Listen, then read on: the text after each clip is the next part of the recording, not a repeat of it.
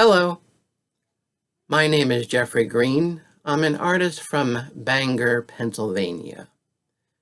After I speak with you, I'll be sharing a few of my art pieces, so stay tuned. Throughout my art is an overarching theme of peace and tranquility. It is a blessing that despite challenges in my life which are completely opposite that, such a focus comes through. Whatever I may appear to be, I've lived a different life. Much of my artistic ability was developed and refined in isolation. For much of my life, I was basically a shut-in. I experienced long-term depression and almost violent self-hatred. In addition to this, one of my greatest struggles was Obsessive-Compulsive Disorder. Not the quirky kind you see in TV characters, but a debilitating form that controlled my entire life. I spiraled downward, reduced to one room. I had no friends or social contacts other than the doctors trying to help me. And back then I was on a lot of different medications. They tried many things, and the doctors didn't really know as much about OCD and the dynamics of it as they do now. And a couple of the doctors gave up on me, and in the end I was alone even from that kind of help, and that was very painful as well. It's a grim picture, yes, but much worse than I can describe.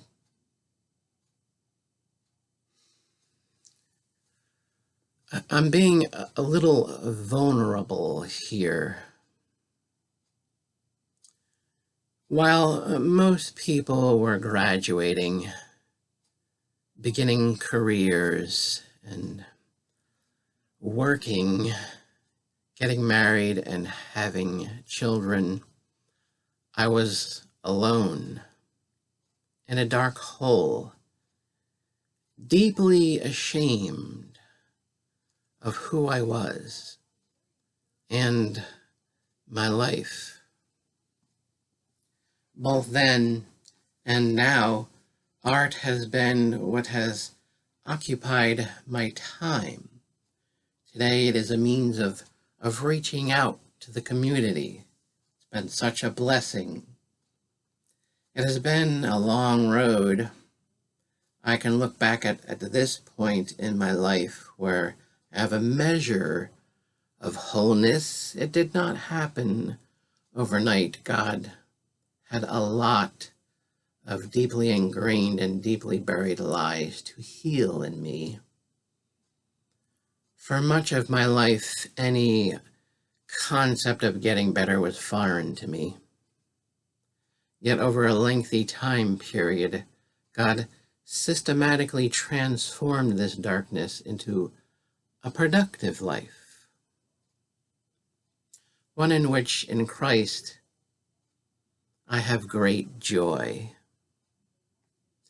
This is testimony that no matter how long, how deep and lengthy the valley, even measured in terms of a near lifetime, there's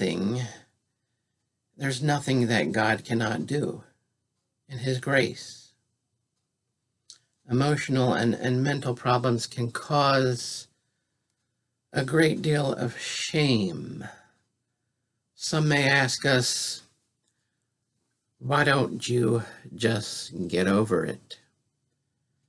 But God deals with the reality of who we are, with our true brokenness, and He brings grace in the chemical infirmities of our brain, of the brokenness of our hearts, and and personalities. He meets us there. Some of you may have suffered for a long time with mental or emotional disorders. It may seem as if it will last forever. It's very painful, isn't it? It can be very lonely, a very lonely experience. You may be worn down, despairing, and think there will never be an end to it. Or you may have a loved one who suffers, perhaps a spouse, a son or daughter, or a grandchild. In God's grace, there is concrete, real hope. Though some problems are tragic, God uses our brokenness to draw us to himself. I don't use that word lightly, brokenness. It really defines a great deal of us. We're fallen. We're fractured inside. Many of us suffer from problems that are beyond the common experience, in which we have a true and very deeply ingrained brokenness. But in our brokenness, God draws us to himself. We are needy by design. We need him. Nothing is too complicated, too hard, too dark, too shameful, or overwhelming for God's grace. Nothing. I thought my life was written off. I really did. I thought I was useless. I thought with my problems, I was worth nothing and useless.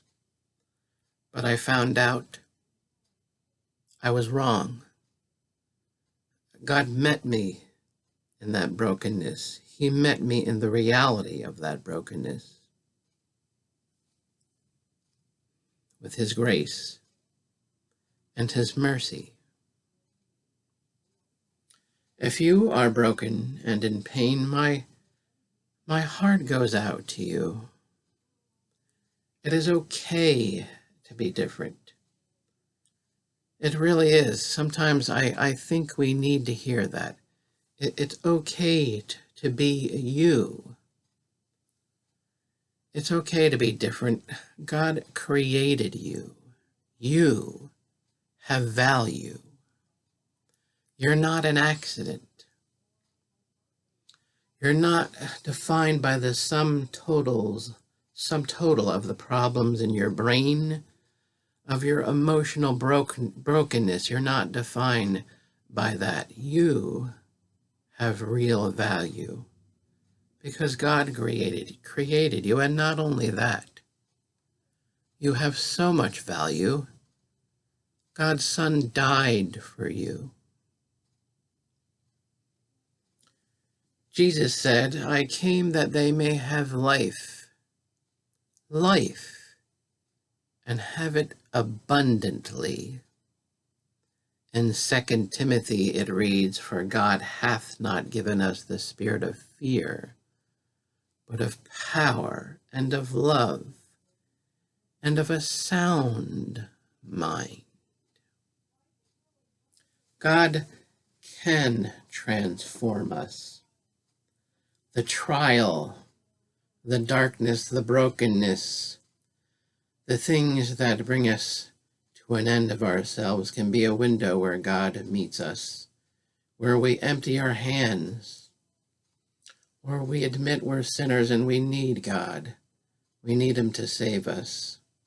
We need his transforming love. We really do. God bless you today. If you'd like to reach out to me, You can reach me at jeffrey.michael@hotmail.com. And I'll conclude with a few of my art pieces. God bless you today.